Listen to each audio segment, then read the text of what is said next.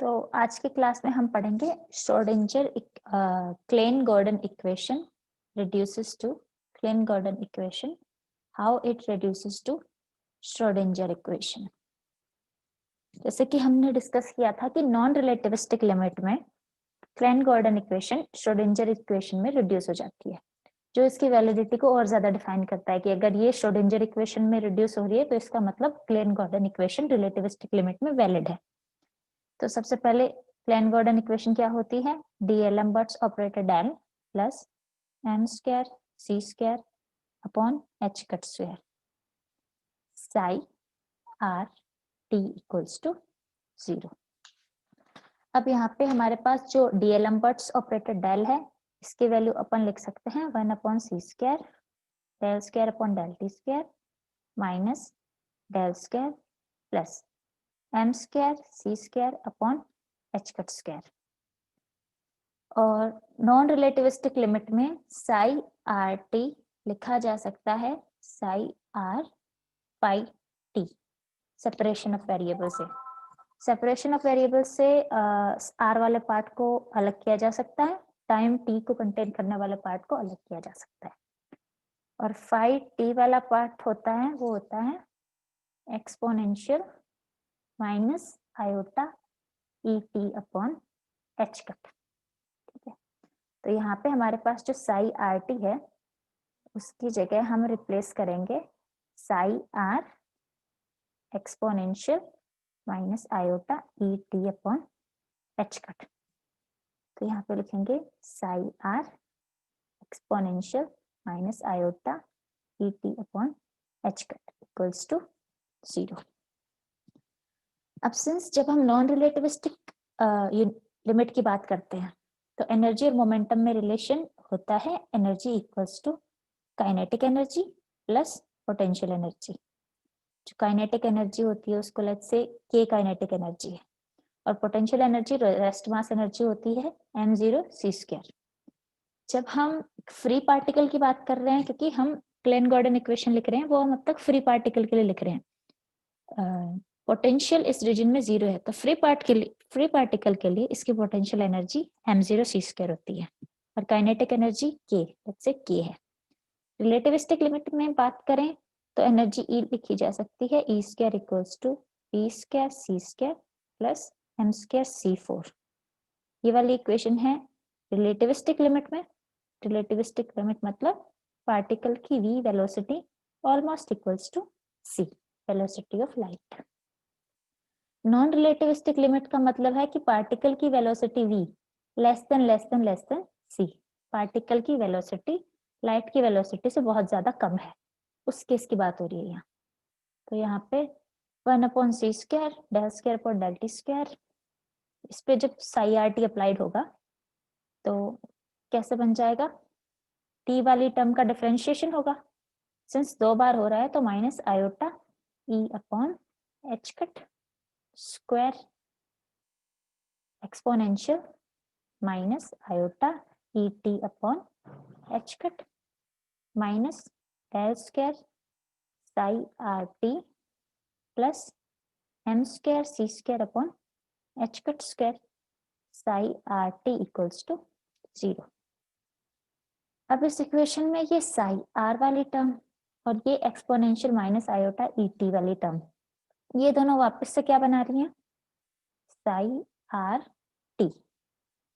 तो इस इक्वेशन क्या बन गई? अब इक्वेशन बन गई minus e square upon H cut square psi are t minus del square psi are t plus M square C square upon H cut square psi R T equals to 0।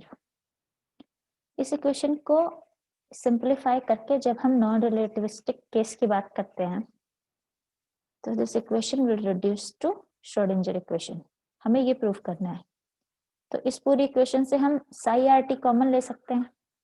Psi R T common ले गया तो क्या हो गया? ये हो गया minus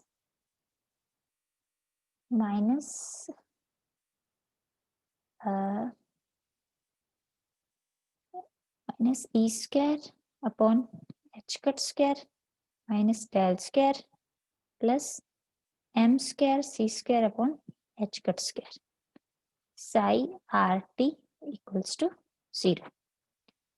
अगर ऊपर नीचे एच कट स्क्वायर को कॉमन ले लें और एक माइनस से मल्टीप्लाई कर दें तो इक्वेशन बनेगी del square plus E square H cut square del square plus E square plus नहीं minus M square C square psi R T equals to 0। ये एच कट स्क्वायर था, ये नीचे भी एच कट स्क्वायर था तो common लिया तो डेल स्क्वायर के मल्टीप्लाई में एच कट स्क्वायर हो गया और बाकी वाली टर्म्स ऐसे की ऐसे आ गई। अब यहाँ से हमने देखा था कि when we talk about non relativistic limit, अब हम कंडीशन रखेंगे कि नॉन रिलेटिविस्टिक लिमिट में e equals to k plus M zero C square, तो H cut square del square plus k plus M zero सी स्क्वायर की square plus M square C square psi R T equals to 0। इस equation को solve करेंगे तो ये बनेगी H cut square del square plus ए square plus M square सी 4 plus M square सी 4 plus 2 m zero सी square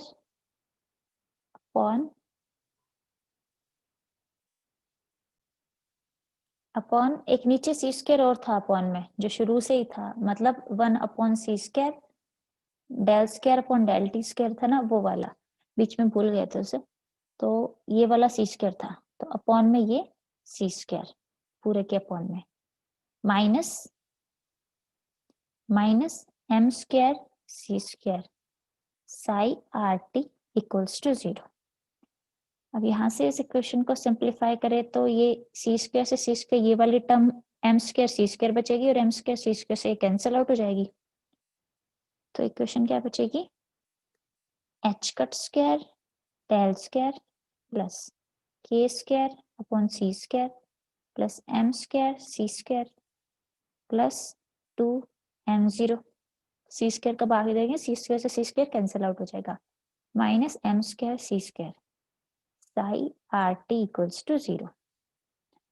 अब यहां से इस इक्वेशन से सी स्क्वायर कैंसिल हो रहा है, सी स्क्वायर से एम स्क्वायर सी स्क्वायर से एम स्क्वायर सी स्क्वायर कैंसिल हो रहा है और इक्वेशन क्या बन रही है H cut square del square plus के स्क्वायर अपॉन सी square plus 2k M zero सी स्क्वायर,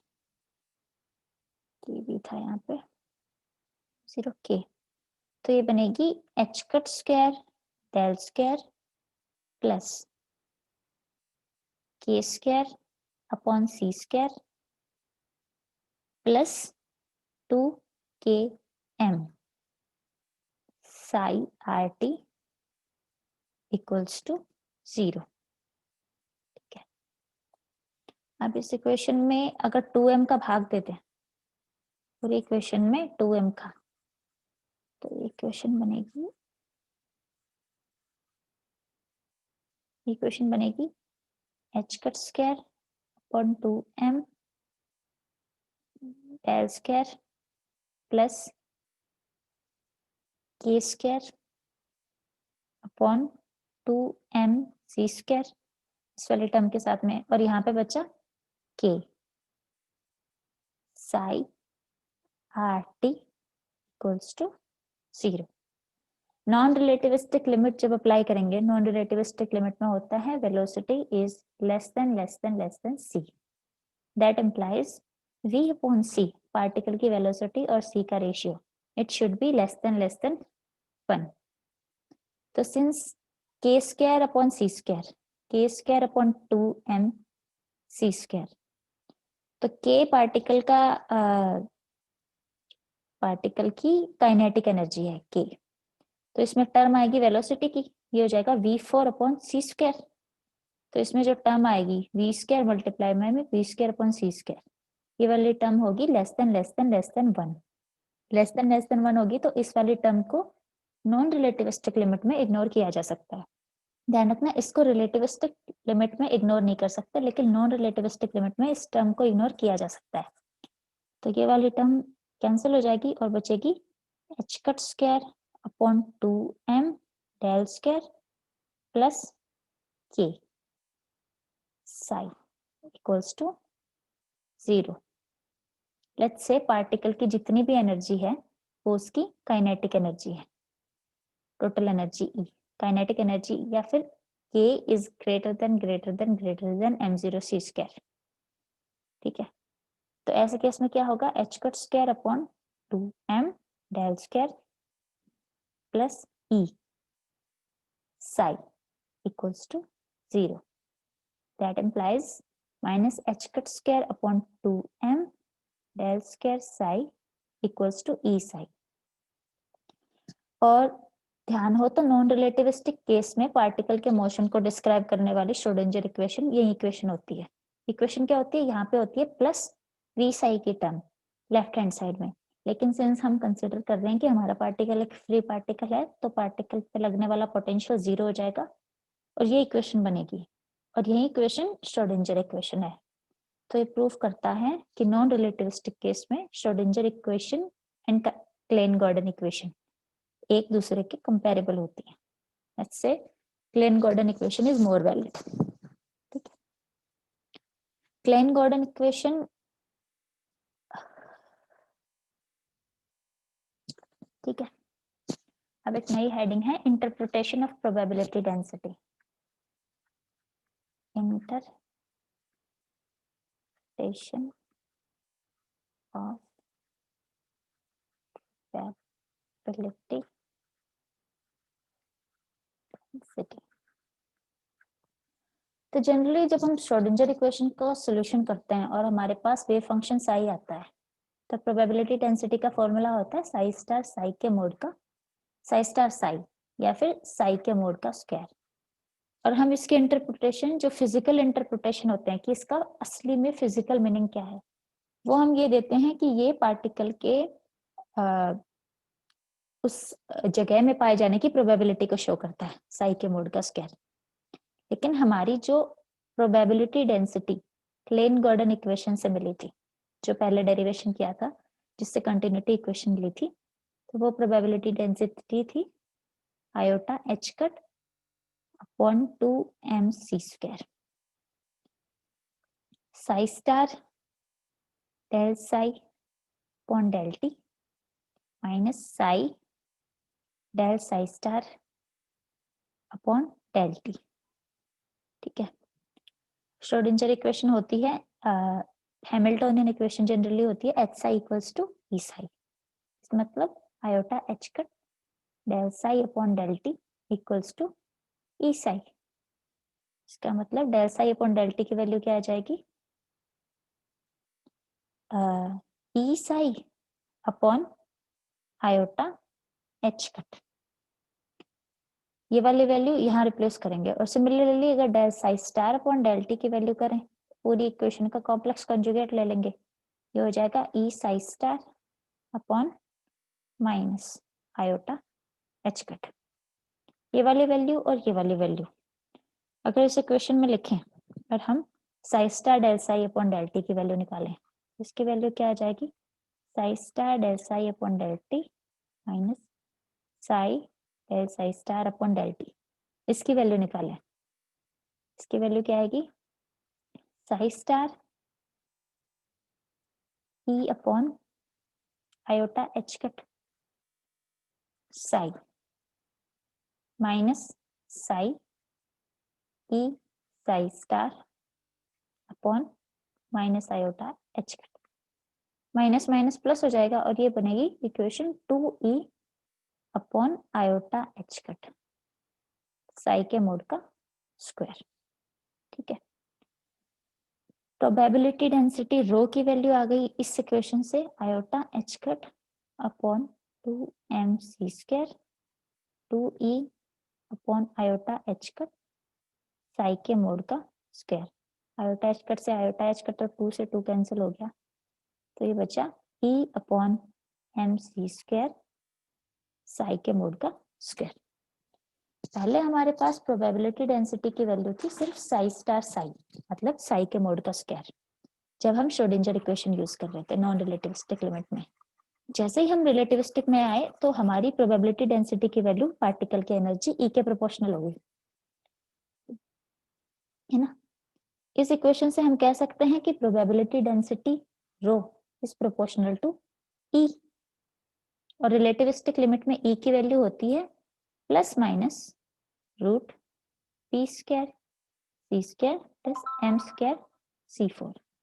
मतलब नेगेटिव एनर्जी वाले पार्टिकल्स भी एग्जिस्ट करते हैं as well as positive energy वाले पार्टिकल, ठीक है, रिलेटिविस्टिक लिमिट में। अगर पार्टिकल की एनर्जी ई है, इस इक्वेशन और इस इक्वेशन से हमें ये पता चलता है कि अगर पार्टिकल की एनर्जी ई है तो उसकी, और अगर उसकी एनर्जी ई नेगेटिव है, लेट्स से अगर एनर्जी ई नेगेटिव है तो प्रोबेबिलिटी डेंसिटी भी नेगेटिव होगी। मतलब किसी जगह में पार्टिकल के पाए जाने की प्रोबेबिलिटी नेगेटिव होना। और सिंस क्वांटम मैकेनिक्स का बेसिक प्रिंसिपल कहता है कि किसी भी जगह में पाए जाने की प्रोबेबिलिटी पार्टिकल की या तो 0 से 1 के बीच में होती है, प्रोबेबिलिटी कभी भी नेगेटिव नहीं हो सकती। मतलब ऐसा नहीं है कि वैसा नेगेटिव पार्टिकल एग्जिस्ट करता है, तो प्रोबेबिलिटी डेंसिटी नेगेटिव नहीं हो सकती। ये वाला इक्वेशन क्लेन गॉर्डन इक्वेशन का सबसे खराब रिजल्ट देती है। या तो हम इससे ये इंटरप्रेट कर सकते हैं कि ये एक्चुअल में जो प्रोबेबिलिटी डेंसिटी है वो पार्टिकल के पाए जाने की प्रोबेबिलिटी को नहीं डिनोट करता है, लेट्स से चार्ज डेंसिटी को डिनोट करता है प्रोबेबिलिटी डेंसिटी, या फिर कुछ और को जो इसकी वैल्यू प्लस या माइनस हो सकती है। लेकिन नेगेटिव प्रोबेबिलिटी डेंसिटी के रिजल्ट्स को दूर करने के लिए फिर एक नई इक्वेशन, क्लेन गॉर्डन इक्वेशन में कुछ चेंजेस करके एक नई इक्वेशन बनाई गई, जिस इक्वेशन को डिराक इक्वेशन कहते हैं, ठीक है। और इसमें नेगेटिव एनर्जी सॉल्यूशन हमें इसलिए प्राप्त होते हैं क्योंकि del square upon del T square, ये वाली इक्वेशन टाइम में भी डबल डेरिवेटिव है और इस वाली इक्वेशन में स्पेस में भी डबल डेरिवेटिव है। तो डबल डेरिवेटिव होने की वजह से नेगेटिव एनर्जी सॉल्यूशन मिल रहे हैं। तो फिर एक ऐसी इक्वेशन का फॉर्मुलेशन किया गया जिसमें डबल डेरिवेटिव ना हो के सिर्फ सिंगल डेरिवेटिव हो, टाइम में भी उसके डेरिवेटिव सिर्फ सिंगल हो, और del upon del x space में मतलब डेल डेरिवेटिव भी सिंगल हो, मतलब वो पार्टिकल की नेगेटिव एनर्जी सॉल्यूशंस ना दे। तो उस इक्वेशन को डिराक इक्वेशन कहा जाता है, जो यूनिट सेकंड पूरी डिराक इक्वेशन पे ही है, वो नेक्स्ट क्लास में करेंगे। क्लेन गॉर्डन इक्वेशन की कमियों को दूर करने के लिए ही डिराक इक्वेशन का डेरिवेशन किया गया था। बेसिकली क्लेन गॉर्डन इक्वेशन की मेरिट्स और डीमेरिट्स क्या क्या हैं? Merits and demerits. Klein Gordon equation बहुत अच्छी तरीके से स्पिनलेस पार्टिकल्स को डिस्क्राइब करती है, लेकिन जहां भी स्पिन वाले पार्टिकल आते हैं जिनकी स्पिन हाफ इंटीजर या फिर इंटीजर या जो कुछ भी होती है, उन पार्टिकल्स को क्लेन गॉर्डन इक्वेशन डिस्क्राइब नहीं कर सकती। Not spin particles. Spin particles को, स्पिन हाफ पार्टिकल्स को बहुत अच्छे से डिस्क्राइब कर सकती है डिराक इक्वेशन, क्योंकि Dirac equation spin half particle के लिए ही डिराइव की गई थी, और ये अच्छी तरीके से जो पाउली मैट्रिसेस होते हैं उनको भी इंट्रोड्यूस करती है, ठीक है।